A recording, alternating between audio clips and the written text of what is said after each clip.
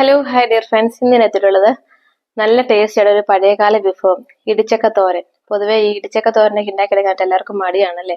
അതിന്റെ ഒരു കറ കയ്യിൽ പറ്റും, കുറെ സമയം എടുക്കും. പക്ഷേ സാധാരണ തോരനൊക്കെ ഉണ്ടാക്കിയെടുക്കുന്ന അതേ സമയത്തിനുള്ളിൽ സിമ്പിൾ ആയിട്ട് നമുക്ക് ഇടിച്ചക്ക തോരൻ ഉണ്ടാക്കിയെടുക്കാം.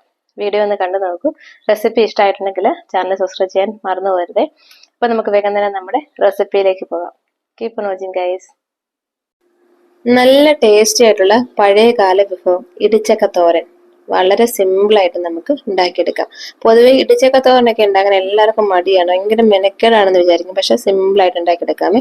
അപ്പൊ ഒരു ചെറിയ ഇടിച്ചക്ക ഞാൻ എടുത്തിട്ടുണ്ട്, നന്നായിട്ട് കഴുകിയെടുത്ത് അതിന്റെ വെള്ളം ഒക്കെ ഒന്ന് തുടച്ചു മാറ്റിയിട്ടുണ്ട്. ഇനി അതിന്റെ കറയൊന്ന് കളഞ്ഞെടുക്കാം. ഈ ഒരു അതിന്റെ ഞെടുപ്പ് ഭാഗം ഉണ്ടല്ലോ, ഒന്നിങ്ങനെ മുറിച്ചെടുത്ത ശേഷം അതിന്റെ കറ ഞാൻ തുടച്ചു മാറ്റുന്നുണ്ട്. ഒന്ന് വെളിച്ചെണ്ണ ടിഷ്യൂ പേപ്പറിൽ പുരട്ടിയ ശേഷം ഒന്ന് രണ്ട് പ്രാവശ്യം തുടച്ചു കൊടുക്കുമ്പോഴത്തേക്കും കറയെല്ലാം മാറി കിട്ടും. ഇനി നമുക്ക് നടുവേ ഒന്ന് മുറിച്ചു കൊടുക്കാം. അതിന്റെ ഒരു പകുതി ഭാഗം മാത്രം മതി.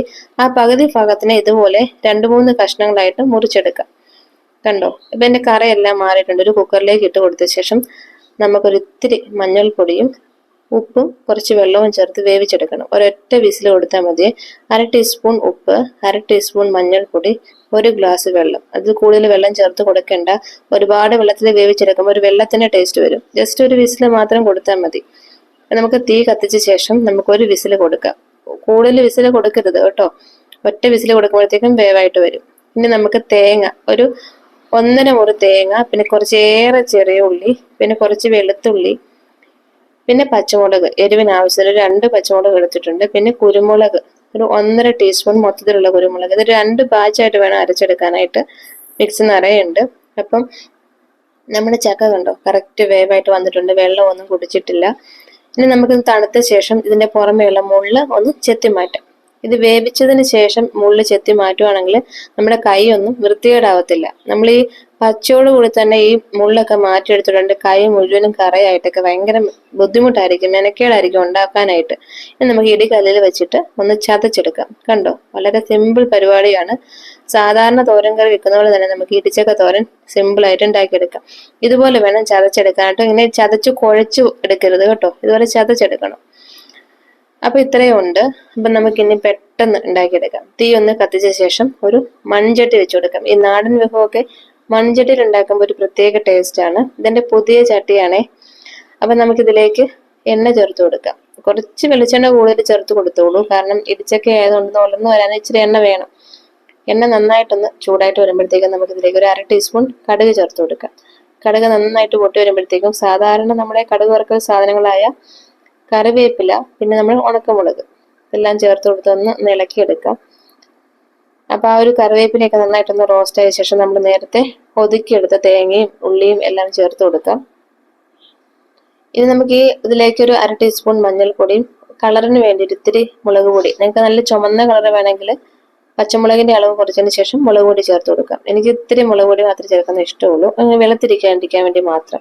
നന്നായിട്ട് ഇളക്കിയ ശേഷം ഞാനൊരു വാഴയില വെച്ച് അടച്ചു കൊടുത്ത് ഈ ഒരു തേങ്ങയ്ക്ക് ഒരു ചെറിയ വേവുണ്ടല്ലോ, അപ്പൊ തേങ്ങയും ഉള്ളിയും ഇതൊക്കെ ഒന്ന് വേവിച്ചെടുക്കാം. അതായത് കുക്ക് ചെയ്ത് പച്ച ടേസ്റ്റ് ഉണ്ട്, മാറ്റിയെടുക്കാം. ഒരു 5 മിനിറ്റ്സിന് ശേഷം വാഴയില എടുത്ത് മാറ്റിയിട്ടുണ്ട്. തേങ്ങയുടെ പച്ച ടേസ്റ്റ് ഒക്കെ ഒന്ന് മാറി വന്നിട്ടുണ്ട്. നന്നായിട്ട് ഇളക്കി കൊടുക്കാം. കണ്ടോ, മൺചട്ടിയിൽ തന്നെ ഉണ്ടാക്കിയെടുക്കുമ്പോൾ നല്ല ഒലർന്നിട്ട് കിട്ടും. ഇത് നന്നായിട്ട് ഇളക്കി കൊടുക്കാം. ഇതിന്റെ ആ ഒരു പച്ച ടേസ്റ്റ് മാറിയിട്ടുണ്ട്. ഇത്തിരി ഉപ്പ് ചേർത്ത് കൊടുക്കാം. നമ്മൾ ചക്കയിൽ ഉപ്പ് ചേർത്താണ് വേവിച്ചെടുത്തത്, അതുകൊണ്ട് ഈ അരപ്പിന് വേണ്ടി മാത്രമുള്ള ഉപ്പ് ചേർത്ത് കൊടുത്താൽ മതി. നന്നായിട്ട് ഇളക്കിയ ശേഷം നമ്മൾ നേരത്തെ ചതച്ച് മാറ്റി വെച്ചേക്കുന്നത് നമ്മുടെ ചക്ക കൂടി ചേർത്ത് കൊടുക്കുക. കണ്ടോ, അപ്പൊ മിക്സിയിലൊക്കെ കറക്കുവാണെങ്കിൽ ജസ്റ്റ് ഒറ്റ തവണ ഒന്ന് കറക്കിയെടുത്താൽ മതി. ഒരുപാട് സമയം കറക്കിയെടുക്കരുത് കേട്ടോ, ഇത് കുഴഞ്ഞു പോകും. ഇതുപോലെ വെവ്വേറെ വേണം ഇരിക്കാനായിട്ട്. നന്നായിട്ടൊന്ന് യോജിപ്പിച്ച ശേഷം നമുക്ക് ഒന്നുകൂടി ഒന്ന് അടച്ചു വെച്ച് കൊടുക്കാം. ഈ അരപ്പും ചക്കയും എല്ലാം കൂടെ ഒന്ന് ഈവൻ ആയിട്ടൊന്ന് യോജിച്ച് വരാൻ വേണ്ടിയിട്ട്. ഈ വാഴയില വെച്ച് മൂടി വെച്ച് കുക്ക് ചെയ്യുകയാണെങ്കിൽ ആ ഒരു നാടൻ ടേസ്റ്റ് കിട്ടും. പിന്നെ ആദ്യം വാഴയില വെച്ചാൽ ശരിയായില്ലേ, വീണ്ടും അതിന്റെ പുറമെ പ്ലേറ്റ് വെച്ച് കൊടുത്ത ശേഷം സ്റ്റീം ഒന്നും പുറത്തോട്ട് പോകാതെ ഇങ്ങനെ അടച്ചു വെച്ച് കൊടുക്കുകയാണ്. അപ്പൊ ആ ഒരു നാടൻ ടേസ്റ്റ് കിട്ടും, ആ വാഴയിലയുടെ ടേസ്റ്റ് കൂടെ. അപ്പം കുറച്ചുകൂടെ നാടൻ ടേസ്റ്റ് കൂടുതലായിട്ട് കിട്ടും. ആ ഒരു സ്മെല്ലൊക്കെ നല്ലൊരു നാടൻ ടേസ്റ്റ് ആണ്. അപ്പൊ നന്നായിട്ടൊന്നുകൂടെ ഇളക്കി എടുത്ത് കൊടുക്കാം. ഇത്രയേ ഉള്ളൂ, വളരെ പെട്ടെന്ന് സിമ്പിൾ ആയിട്ട് നമുക്ക് ഇടിച്ചക്ക തോരൻ വീട്ടിലുണ്ടാക്കിയെടുക്കാം. അപ്പോൾ എല്ലാവരും ഒന്ന് തയ്യാറാക്കി നോക്കിയിട്ട് അഭിപ്രായം അറിയിക്കണേ. Thank you, take care, by.